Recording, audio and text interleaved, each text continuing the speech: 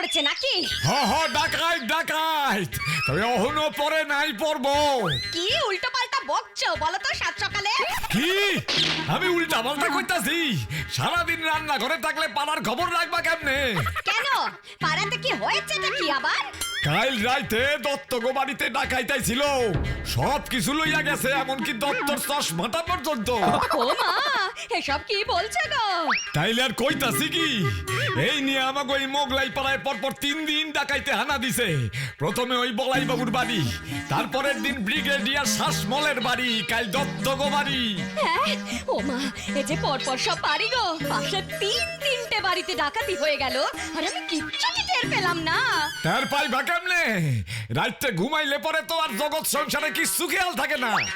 এই খবরদার খবরদার, আমার ঘুমের খোঁটা দেবে না বলে দিলাম। সারাদিন ধরে সংসারে গাধার মতন খাটুনি খাটবো, রাতে ঘুমোলেই দোষ। দোষ হইব কেন? তবে যেদিন ডাকাইতে আইয়া সব কিছু লইয়া যাইব, সেই দিন বুঝবা। কেন কেন? হ্যাঁ, তুমি নিজে ঘুমাও না, আর আমি তো না হয় ক্লান্ত হয়ে ঘুমিয়ে পড়ি। নিজে নিজে কি করো? হ্যাঁ, শুধু ঘুমাও না, শুধু ঘুমোলে তো হতো, তার সাথে নাক ডাকার এমন চোট যে বাড়ি শুদ্ধ যেন কাঁপে। খবরদার গিন্নি, খবরদার! আমার নাক ডাকা লইয়া কোনো খোটা দিবা না কইয়া দিতাছি। তোমাকেও বলে দিচ্ছি, আমার ঘুম নিয়ে কোনো ঘটা আমি শুনবো না। ওং শান্তি, ওং শান্তি, শান্তি শান্তি বিশ্ব শান্তি। ওমা গোপু, এসব আবার কি বলছিস বাবা? শান্তি মন্ত্র পাঠ করছিলাম মাসিমা। বাড়িতে বড়ই উত্তেজনার পরিবেশ সৃষ্টি হইয়া আছে দেখিতেছি।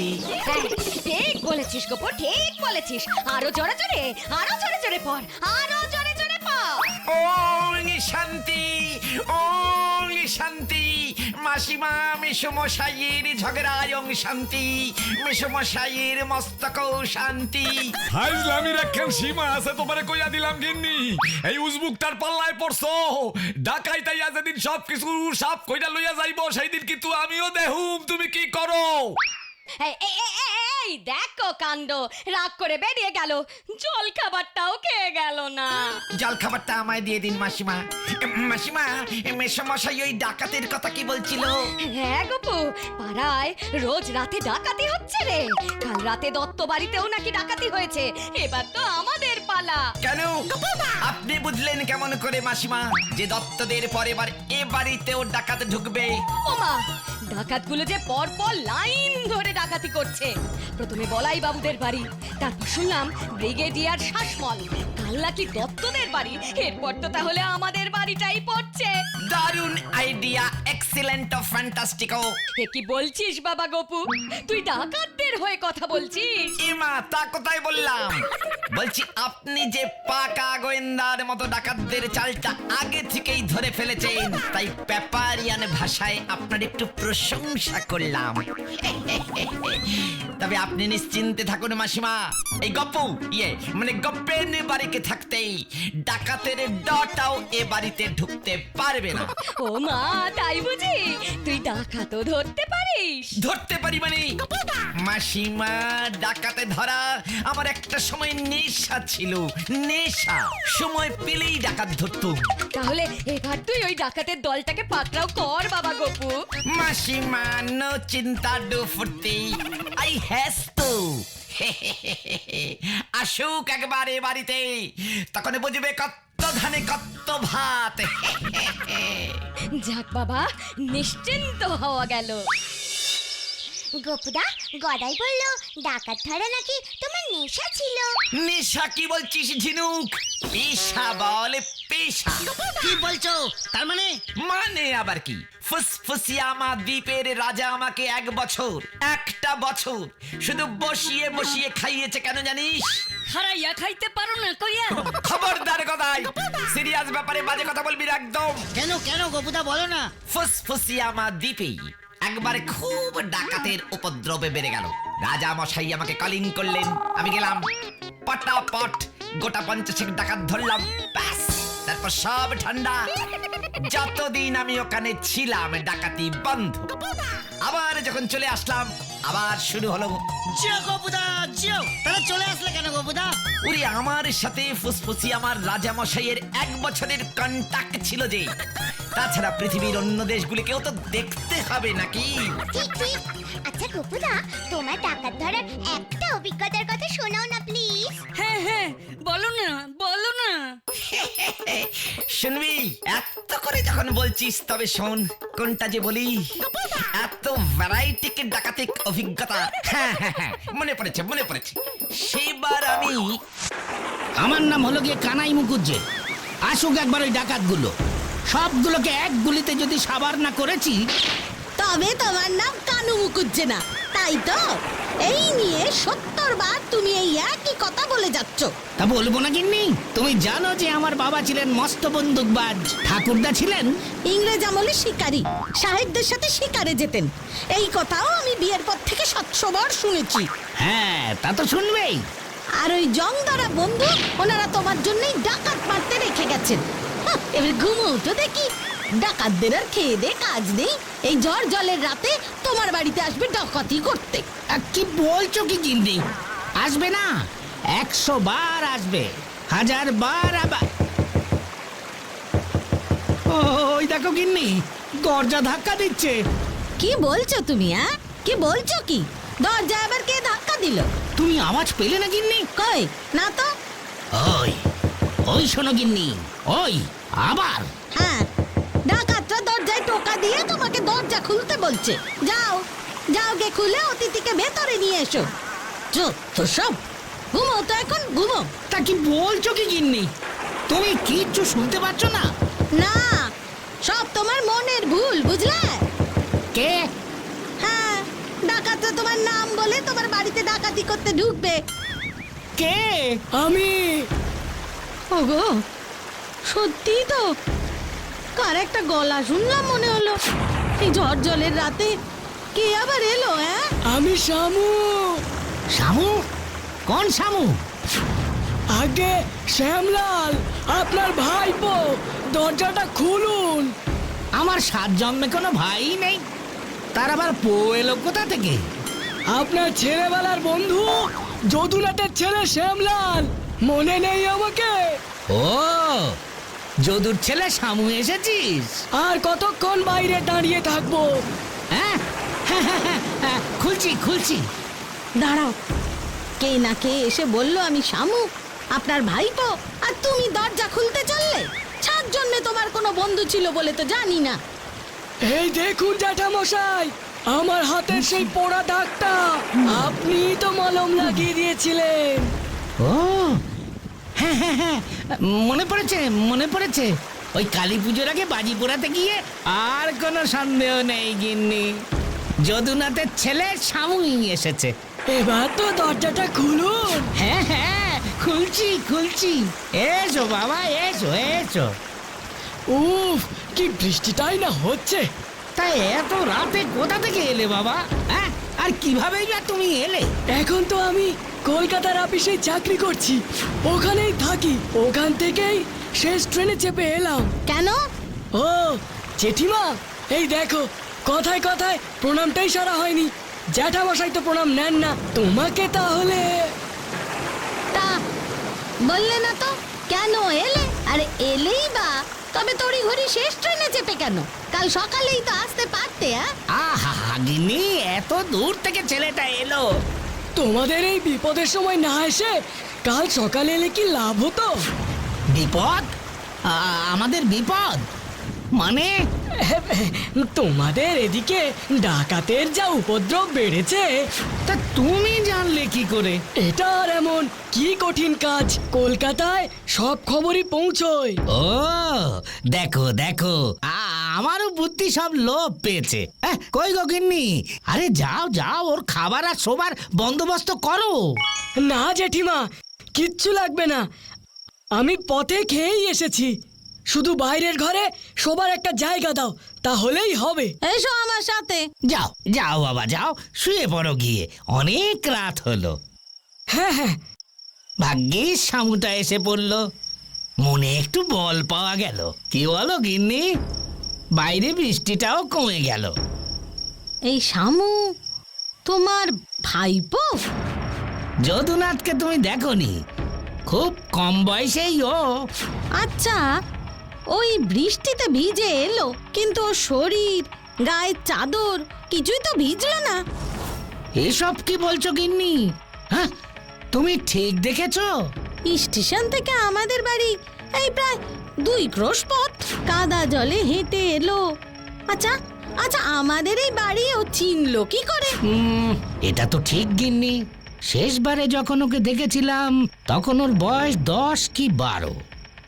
কখনো কিন্তু এখানে আসেনি। হয়তো হয়তো স্টেশন মাস্টারকে জিজ্ঞেস করেছে আমাকে এখানে কে না চেনে বলো। আজ রাতেই আমাদের বিপদ। ডাকাতের খবর ও কাগজে জানতে পারে, কিন্তু আজ রাতেই যে আমাদের বাড়িতে আসবে বলেছে ও জানলো কি করে? এটাও হয়তো তোমার ওই স্টেশন মাস্টার বলেছে। হ্যাঁ, তা কি করে হয়? উনি জানবেন কি করে? তাছাড়া তখন ও যখন পায়ে হাত দিয়ে প্রণাম করলো, কি ঠান্ডা হাতে ছোঁয়া, মনে হলো দুটো বরফ কুচি যেন কেউ আমার পায়ের উপর ফেললো। গিন্নি, ও গিন্নি, এবার কি হবে আমাদের?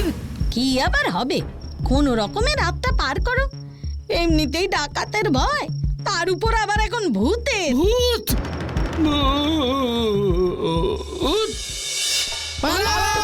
পালাও! বাঁচাও! বাঁচাও! বাঁচাও! বাঁচাও! কিসের চিৎকার? আমাদের বাড়িতে মনে হচ্ছে। মনে হচ্ছে কি গো, আমাদের বাড়িতেই তো। ওই দেখো।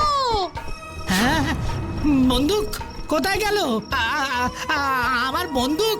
রাখো তোমার মরা শিয়াল মারার বন্দুক। এসো এসো দেখি, এবার আমার সাথে এসো দেখি। কোথায় যাচ্ছ?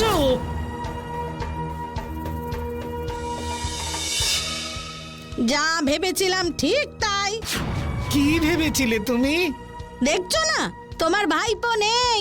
ঠিক ঠিক, সাহস আছে বলতে হবে। ডাকাতগুলোকে একেবারে তাড়িয়ে ছাড়লো। তোমার মাথা। আমার মাথা মানে? তোমার ওই ভাইপো হয়ে যে এসেছিল, সে আসলে ডাকাতের সর্দার। দেখছো না, সেও ওদের সঙ্গে পালিয়েছে। শামু ডাকাতের সর্দার? বন্দুক, আমার বন্দুক। রাখো দেখিনি তোমার বন্দুক। যদুনাথের ছেলে শ্যামলাল। আমার সব কেমন গোলমাল হয়ে যাচ্ছে। গোলমালের আবার কি আছে শুনি? ওই ডাকাতটা আগে এসে ঢুকেছিল, ভেবেছিল আমাদের নিশ্চিন্তে ঘুম পাড়িয়ে পরে সাকরেদদের ঢুকিয়ে কাজ হাসিল করবে। তা পালালো কেন? মনে হয় পাশের রাস্তায় পুলিশের টহলদারির সময় পুলিশ দেখে ভয় পেয়ে পালিয়েছে। ঠিক ঠিক, হ্যাঁ, আমি তো থানার বড় বাবুকে ওই আমাদের বাড়িতে ডাকাতের চিঠি পাওয়ার খবরটা বিকেলে জানিয়ে এসেছিলাম। তোমার ওই ভাইপো যদি সত্যি ডাকাত তাড়াতো, তবে এতক্ষণে তোমার সামনে এসে বীরত্ব না দেখিয়ে পালিয়ে যেত না। ওই দেখো গিন্নি, চটি জোড়া ফেলে গেছে। হ্যাঁ, এবার ওগুলো যত্ন করে দেরাজে সাজিয়ে রাখো। সবাইকে তোমার ডাকাত ধরার প্রমাণ দেখাতে হবে না। চলো চলো, এবার শুতে চলো দেখিনি। হ্যাঁ, চলো চলো, রাত তো প্রায় শেষই হয়ে এলো। কি অকৃতজ্ঞ বলুন, ভাবলেও অবাক লাগে। অমন সাদাসিধে যদুনাথের ছেলে ডাকাত হলো শেষ পর্যন্ত। বলে কিনা কলকাতায় চাকরি করি। সত্যি আপনার সাহসের তারিফ করতে হয় কানাই বাবু। যাক, এবারে আর বাছাধনেরা বাঁচতে পারবে না। এতদিন পর্যন্ত আমরা কোনো প্রমাণ পাচ্ছিলাম না। এবার যখন ওই চটি জোড়া পেয়েছি, একেবারে ওই ছোড়াকে ধরে ওই চটি ওর পায়ে গলিয়ে কোর্টে চালান করে দেব। ছোটি জোড়া কি ফেরত পাওয়া যাবে? নিশ্চয়ই নিশ্চয়ই, কিন্তু কেন বলুন তো? না, আসলে আমার ওই অসীম সাহসিকতার একটা কীর্তি পরের জেনারেশনের জন্য রেখে যেতে চাই। তা এই বেশ বেশ, তবে তল্লাটে বন্দুক তো অনেকের বাড়িতেই আছে। আরে দূর দূর, বন্দুক থাকলেই তো হবে না, বাগিয়ে ধরবার কায়দা জানা চাই। অনেক ধন্যবাদ, আজ তাহলে উঠি। ডাকাত দলটা ধরা পড়লে গভর্নমেন্টকে বলে আপনার জন্য একটা পুরস্কারের ব্যবস্থা করব আমি। এর আবার কি দরকার? না না, ঠিক আছে, ঠিক আছে। আজ তাহলে আসি। হ্যাঁ, ঠিক আছে, ঠিক আছে। আজ একটু শান্তিতে ঘুমোবো। সরকার নিশ্চয়ই 10,000 টাকার নিচে পুরস্কার দেবে না। 10,000 টাকা, 10,000। আমি খুব আনন্দের সঙ্গে আপনাদেরকে জানাইতেছি যে শ্রীমান কানাই চাঁদ মুখুজ্জে মহাশয়কে তার অপরিসীম সাহসের জন্য আমাদের সরকার নগদ 10,000 টাকা এবং একখানি রূপোর মেডেল দিয়া সম্মানিত করিয়াছেন।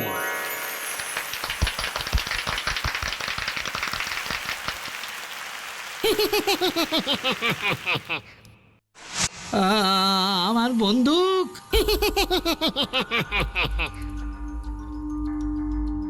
তবে এই দেখো আমাকে। ভূত! ভয় পেও না, তোমার কোনো ক্ষতি আমি করব না। কাল তো তোমাদের ডাকাতের হাত থেকে রক্ষা করতেই আমি এসেছিলাম। আসছিলাম মানে? গিন্নি!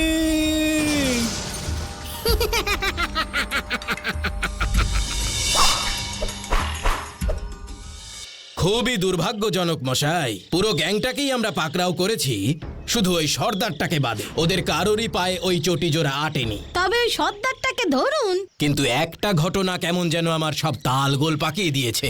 ঘটনা? কি ঘটনা? কাল আমাদের স্টেশনে শেষ ট্রেনে একটি 24-25 বছরের ছেলে লাইন পার হতে গিয়ে কাটা পড়েছে। কি বলছেন মশাই? আর আরো আশ্চর্যের বিষয়, এই চটি জোড়া ওর পায়েই ঠিক হলো। তাহলে আমার তারা খেয়ে পালাতে গিয়ে বেটা ট্রেনে কাটা পড়েছে। তা কি করে হয়? লাস্ট ট্রেন তো রাত 12টায় স্টেশন ছেড়ে চলে যায়, আর আপনার বাড়ির ঘটনাটা ঘটে তা প্রায় রাত 3টে। হ্যাঁ তো, তাহলে সেটাই তো তদন্তের বিষয়। একই পায়ের মাপ দুজনের থাকতেই পারে। না না না, পারে না, পারে না। এটা ওরি ওরি। ঠিক আছে, চটি জোড়া রেখে দেবেন, লাগলে আবার চেয়ে নেব। না না না, ও চটি আমি রাখবো না। ওই চটি আমি আর কিছুতেই রাখবো না। গিন্নি, তুমি বড় বাবুকে ওই চটিটা নিয়ে যেতে বলো। ওই চটি আমাদের দরকার নেই, কোনো দরকার নেই, কোনো দরকার নেই। দারুণ দারুণ। কিন্তু গোপুদা, সবই তো বুঝলাম, তবে এখানে তুমি ডাকাতটা ধরলে কোথায়? ডাকাত তাড়ালো তো ওই শামু, তাও আবার ভূত হয়ে। এ কে রে গদাই? কেন সিন্টু তো ঠিকই কইছে। ওরে আমি যদি ঠিক সময় ওই শামুটাকে কলকাতা থেকে কল করে না নিয়ে আসতাম, তবে কি হতো একবার ভাবতে পেরেছিস? চিও গোপুদা, চিও। হ্যাঁ রে। এই যে উজবুক গপু। মিশু মশাই, আপনি? হ্যাঁ, শুনলাম তুমি নাকি ডাকাত ধরার মাস্টার। তাই আজ রাত থেকে তুমি সারা পাড়া টহল দিবা, ডাকাইত যেন বাড়িতে ঢুকতে না পারে কইয়া গেলাম। আর ডাকাইত যদি আমার বাড়িতে ঢুকছে, তবে তোমারে আমি ঘাড় ধাক্কা দিয়া বাইর করুম, মনে থাকে যেন কথাটা। ইয়ে মানে ঠিক আছে মিশু মশাই। কাম সারছে। এবার কি করবে গোপুদা? ঢেকি সারে গে